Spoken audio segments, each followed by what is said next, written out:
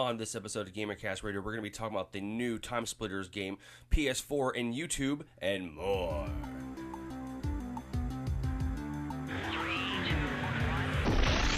Welcome, gamers, geeks, and Dragonborn. This is GamerCast Radio. I am Danny Catanese, and it is Tuesday, September 17th, 2013. And thank you for joining us today. It feels good to be back, baby. But here's the news. Timesplitters game for PS4 announced. So don't get your hopes up too much. This is the same game that was announced a while back. It is called Timesplitters Rewind. It is going to be an HD remake of every Timesplitters game that they've ever made. So it's going to be Timesplitters 1, Timesplitters 2, and then finally Timesplitters Future Perfect, which I loved, and I'm a huge fan of the Timesplitters series, especially Future Perfect, who really got me into it hardcore. I loved everything about it, the characters, the story, and especially the level editor. So that was really cool. So the news that I like about this, which a lot of people might, I think it's big news. I think it's really awesome news. But Timesplitters Rewind, what was supposed to be just a PC game, they're going to start making it for PS4 and have a 2014 release. So that is awesome. This is new news. It was only supposed to be for PC. It got picked up by a fan group that loved the game, and they decided to go and make a remake, an HD remake of it. And Crytek, who got the rights from the old people who owned Timesplitters, I'm not exactly too sure. I used to know, but I forgot. I should have done some research, but Crytek owns it now. And they said, go ahead, make the game. So they have Crytek's blessing, and it's going to be awesome because I love Timesplitters, and now we are might get it. I mean, it's still kind of, up in the air, but it's the word on the street is that it is getting made for PS4. So that is awesome. Hopefully we'll see a game for the PS3 owners as well as Xbox 360 owners maybe. So that just goes to the territory. So, yeah, the new Timesplitters game will be available 2014. So I'm just kind of sad that this isn't a new Timesplitters game, and I hope that one day they will make a new Timesplitters game, but they keep ignoring us. And why won't you make a new Timesplitters game? Why? We need one. It was an awesome game. I don't understand why crappy games get sequels and get these huge runs, and I just don't get it. I don't know. Some news that's off topic, but it's a Kickstarter kind of news. Not that Timesplitters is really too Kickstarter, but it's kind of the same kind of thing because they're trying to make this game. But off news is that they're going to make a Mutant League football game for next gen. So that is really cool. And if you don't know what that is, it was an old Sega Genesis game. It featured weird and crazy characters, and there were mutants, and some were robots and stuff like that, and it was cyborgs, and it was really cool. They had traps on the field and bombs you could throw, and you could kill the other team and dismember the other team. And they had a sequel. It was Mutant League Hockey. I had both of those and played those religiously. I loved those, and then it just kind of dropped off the face of the earth. But which is kind of funny is I was looking into it. I was talking to a friend the other day about Mutant League football. We went on and we were looking on eBay and seeing how much they were, and looking up videos and stuff, just reminiscing. And it's kind of funny that now they're actually starting this Kickstarter, and it's from the guy who originally created both the games, and he's going to try and get a new game of Mutant League football with next-gen graphics and make it awesome. So that is pretty cool. Just a little off topic, but I'm a huge fan of Mutant League football, and it's pretty cool, and I can only imagine the things they could do on the consoles nowadays. So yes, looking forward to Mutant League football. It needs $725,000 on Kickstarter, so hopefully we'll get that. I'll probably contribute to that, so that's going to be a pretty cool game.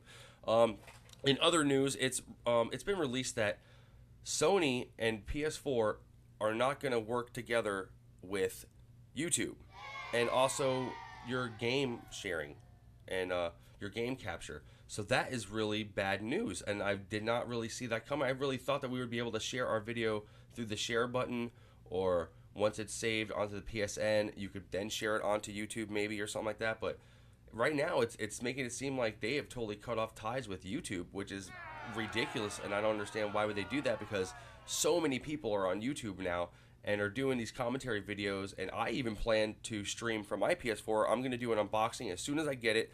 It's going to be on here for you guys on the podcast, and I'm going to tape it on my new DSLR that I got so I can start taping video for YouTube. So that's going to be awesome, and I'm going to be doing the unboxing for the PS4, and I really was going to start trying to do some game capture and some game commentary and doing some stuff like that. But now it kind of seems that we're limited with the PS4, and I don't really like that. And I'm a big person against this limiting kind of thing, and I think we need freedom, and we need more freedom as gamers. And I don't know, it just makes me feel like hurt and just deceived, because I really see this as being a big deal, because YouTube is a huge deal, and I was looking forward to it. So I know a lot of other people were looking forward to, game capturing, which is another thing. And before, with the PS3, you couldn't use an HDMI to game capture. You would have to use a component and kind of use a loophole. Okay, now the PS4 isn't going to have a component out. It's only going to have HDMI. So,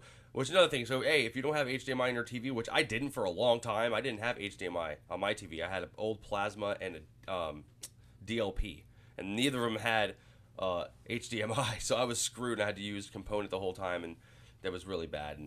But yeah, so if you don't have a component in your TV, you're kind of screwed. But now you can't capture. You can't capture through the components because they're not there, and PlayStation 4 is not going to let you capture through the HDMI, which is just mind-boggling to me. I just don't understand.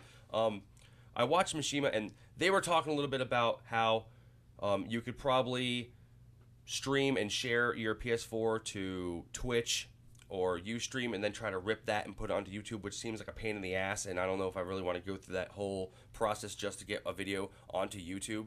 I don't know. It just doesn't make sense to me. But the CEO for Sony went and said that they've heard our cries, and they're going to try to do something about it before launch, hopefully, or we're going to see a very, very quick update on the share and the YouTube situation after launch. It was tweeted. A lot of people went to the forums and said, hey, listen, we want YouTube. You have to give us YouTube. Give us some kind of game capture. So I'm not sure if we're going to see the game capture and YouTube functionality with the PS4 or one or the other. But Sony did hear our cries and said, please give us YouTube or give us some game capture. You have to give us something like that. So they did hear it, and they're going to be working on it. So that is good news. But as far as now, we don't have YouTube, and we don't have game capture on the PS4, which is not so good. I wish I had the sound effect from Price is Right. Damn it. So, yeah, in other news, next week we should be expecting some significant information regarding Valve's console, the Steambox, the open source rumored to have Linux as the operating system is set to hit next year sometime. So we don't know a lot about this, but they said they're going to come out next week and shed a lot of light on the console, what it could do. They're focusing a lot on their hardware right now. They have some issues, and they're just getting all the kinks out. But we're finally going to get to hear something on this Steambox in the next coming week or two. So that is pretty exciting for people that are looking forward to the Steambox. I think it's going to be a great hit.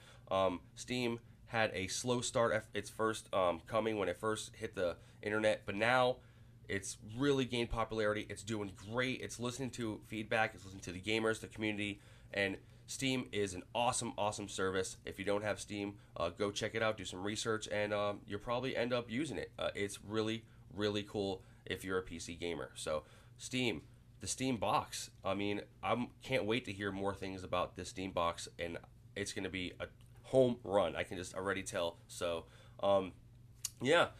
The next coming weeks, Steambox announcements. Hopefully we'll see some YouTube and PS4 functionality, but until then, we do not know. But please, guys, I'd love to hear what you have to say, negative or positive.